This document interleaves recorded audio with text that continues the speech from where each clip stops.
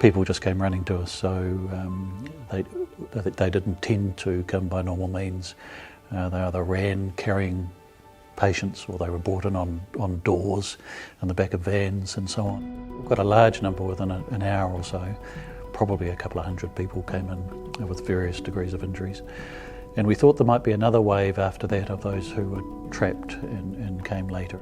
And there was a steady stream right through the night, but in fact most patients came to us in the first few hours. And this was an event that pushed us to our limits, but we did have a well-constructed and well-practiced mass casualty incident plan, or disaster plan, as they're sometimes called, which we've used on a number of occasions. This was certainly the biggest. It's something we were quite proud of, the response, because it worked well.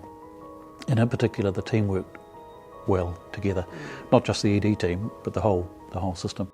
The post-earthquake funding of our health system and the complications of running a health system in a post-earthquake environment were not adequately addressed, and so over the last decade, the Canterbury health system has gone from a very high performing, it's still high performing, but also fiscally very responsible with no deficit district health board to one with $150 million deficit. Certainly the belief is amongst many of the staff who've been through this decade that that's not our fault.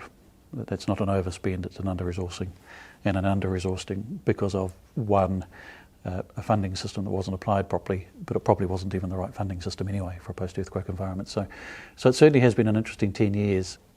And it's interesting, we're coming to a time where we're looking back, and this may not be worded in an appropriately PC way, but I did make the comment that an earthquake couldn't bring us to our knees, but the Ministry of Health could.